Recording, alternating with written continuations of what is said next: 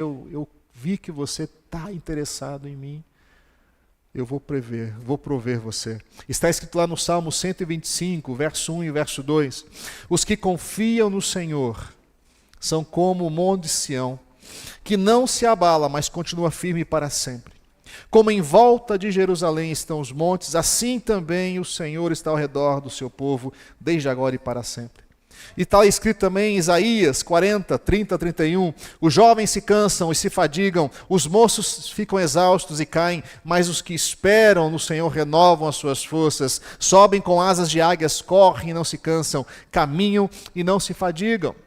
Está escrito em Provérbios capítulo 3, 5 a 6, confie no Senhor de todo o seu coração e não se apoie no seu próprio entendimento, reconheça o Senhor em todos os seus caminhos, e Ele endireitará as suas veredas, ou endireitará os seus próprios caminhos.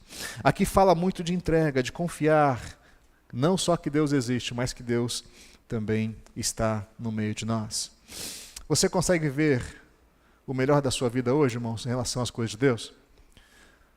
Talvez você está vendo o melhor momento da sua vida no seu relacionamento emocional, talvez você está vendo o melhor momento da sua vida nesse momento financeiro, talvez você esteja vivendo o seu melhor momento nessa vida assim, familiar, independente das circunstâncias.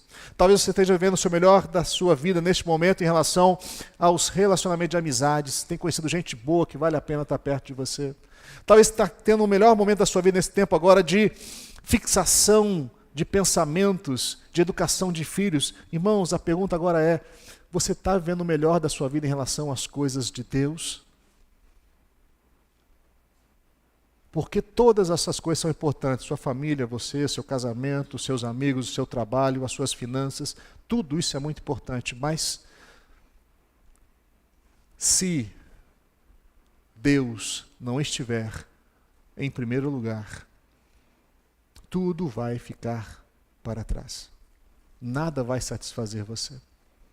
Vai ser como Eclesiastes capítulo 2, verso 11, que diz assim, mais ou menos assim, o autor daquela carta está dizendo assim, olha, tudo que eu construí com fadigas, com muito cansaço, tudo que eu fiz, nada passou de correr atrás do vento. Trabalhei dia e noite para conquistar, fiquei cansado, me fatiguei, conquistei, mas não me preencheu, a vida passou, foi um vento, porque a nossa vida é como um vento, é como uma sombra.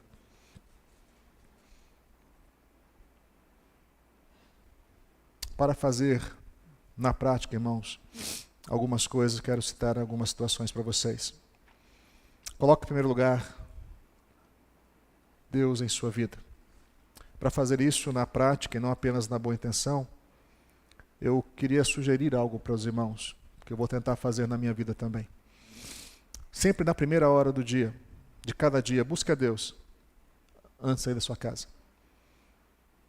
Qual a primeira hora, pastor? Não sei, para você pode ser 5 da manhã, para outro pode ser 4 da manhã, para outro pode ser às 8 da manhã. A primeira hora que você tiver antes que você vai sair de casa, tire um tempo de qualidade para conversar com Deus. Pegue a sua Bíblia, abra lá um texto e faça aquilo que nós temos falado aqui. Leia o texto como se fosse uma carta direcionada a você. Converse com o texto bíblico e faça uma oração. No primeiro dia da semana, que geralmente é o domingo, venha à casa do Senhor adorar conosco. Vamos ter comunhão entre irmãos, vamos adorar juntos, vamos compartilhar, semana que vem inclusive a ceia, vamos compartilhar o corpo de Cristo. E na primeira semana de cada mês, faça jejum. Seja ele parcial, seja ele integral. Na primeira semana de cada mês, experimente fazer jejuns. Isso talvez possa ajudar você a colocar a sua vida em ordem, colocar Deus em primeiro lugar. Decida hoje mesmo, mais uma vez, se necessário for, que a sua vida com Deus não será mais superficial, não será mais medrosa e nem muito mais limitada. Confie de fato em Deus. Está difícil? Para todo mundo está. Numa área ou na outra. Talvez tem gente que está muito bem financeiramente, mas está ruim no casamento. Outro está muito bem no casamento, mas está mal financeiramente. Tem uns que estão em dificuldade com seus filhos, mesmo depois de casados, não é um problema. Outros. Cada um de nós vamos ter uma área da nossa vida. A questão é que nós precisamos confiar que Deus tem interesse nas nossas vidas. E não só que Deus tem interesse nas nossas vidas, interesse para construir e restaurar as nossas vidas. Cada área da nossa vida, quais são as áreas da sua vida que você está sofrendo mais ataques, que você se sente mais fragilizado? Faça um organograma, escreva essas palavras e ore sobre essas coisas, colocando diante de Deus. Senhor, aqui está doendo, aqui não está legal, aqui estou com grande dificuldade de poder fazer sozinho, por favor, Senhor, me ajuda. Faça isso. Escreva uma carta a Deus.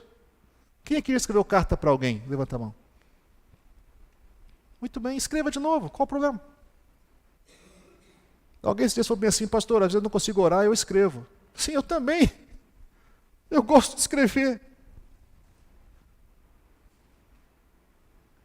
Ah, está difícil de orar porque eu durmo, estou com sono. Não sei. Escreve. Vai escrevendo.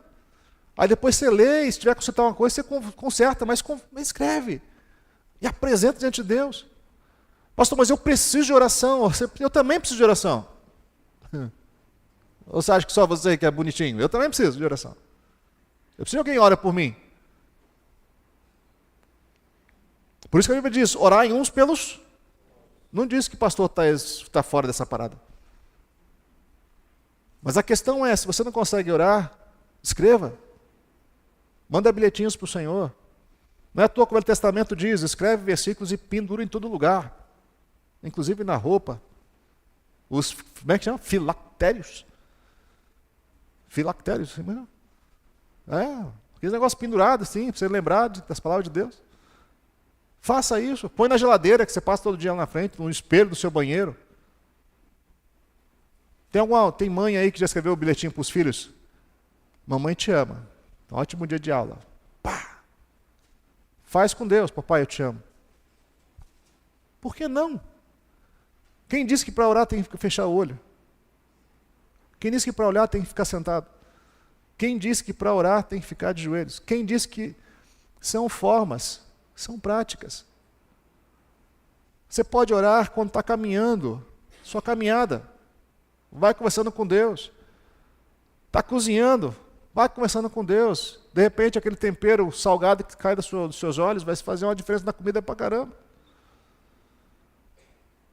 Precisamos encontrar-nos formas de demonstrarmos amor para com Deus, para que Deus possa também, nós consigamos entender a forma que Deus também manifesta o amor dele para nós e para a nossa vida. Confie em Deus. Infelizmente, irmãos, vemos numa realidade, numa geração, onde muitos estão se perdendo, inclusive dentro das nossas próprias igrejas, por deixar a ignorância e o orgulho falar mais alto nas suas vidas. Nós estamos aqui, irmãos, numa geração onde muitos até sentem falta da comunhão, falta de estar na presença de Deus, mas não procuram Deus. Procuram versículos bíblicos assim, aleatórios, procuram vídeos, procuram igrejas, procuram louvores, procuram pessoas profetas para falar alguma coisa, abrir alguma coisa, jogar alguma coisa, mas as pessoas mesmo não procuram Deus, que é a fonte de todas as coisas. Vemos uma geração onde muitos estão até gostam das coisas de Deus, mas não demonstram isso. Vemos uma geração onde muitos pisam na bola, mas não se arrependem. Sabe? Sei que errei, mas não se arrepende. Sem arrependimento, não há mudança. Sem mudança, não se alcança a presença do Senhor. Em outras palavras, eu quero desafiar você nessa noite aqui, a confiar em Jesus, que Jesus é o seu melhor amigo. Se você não tem amigo nenhum, saiba, Jesus é o seu melhor amigo. Confie que Deus é quem te define. Não é o pastor, não são as pessoas, não é a internet, não é ninguém que define quem você é. É Deus que define quem você é. E Ele definiu desde o começo que você teve encontro com Ele. Você é filho. E por ser filho, você é amado, você é amada. Confie que o Espírito Santo é quem capacita você. Sabe, eu não tenho capacidade de pastor, eu não sei fazer nada. Até no trabalho eu não consigo desenvolver, não consigo compreender o que me ensinam. Peça para que o Espírito Santo te ensine, porque o Espírito Santo tem interesse que você seja testemunha do Senhor aonde você está. A promessa bíblica foi, vocês ficam em Jerusalém, diz Jesus, para que do alto vocês sejam revestidos com quem? Espírito Santo. Qual é a função? Qual é o propósito? Que vocês sejam Então, você está numa empresa, você está com dificuldade de compreender o que eles estão querendo que você faça, peça para que o Espírito Santo te capacite, porque Ele quer que você seja uma testemunha de Jesus lá naquele lugar. Sabe? Todas as coisas contribuem para o bem daqueles que amam a Deus. E confie mesmo na promessa de que Jesus vai voltar. Muitas vozes estão se levantando dizendo que Jesus não vai voltar, porque Ele já veio. A Bíblia diz que Jesus vai voltar. Hoje, amanhã, eu não sei, mas Ele vai voltar. Se Ele cumpriu a primeira parte da promessa de ter vindo, nascido de uma virgem, viver, morrer e ressuscitar, eu creio que Coríntios capítulo 11, que usamos na ceia, também é verdadeiro, que nós devemos nos preparar, fazer em memória dele, até que Ele venha. Até que Ele venha. Amados, não temos mais tempo para brincar de igreja, brincar de sermos cristãos. Ou nós somos ou nós não somos. Deus está recolhendo os seus, e que nós também sejamos dele. Sabe, a dificuldade maior que talvez nós tenhamos na nossa geração é de sempre estarmos motivados.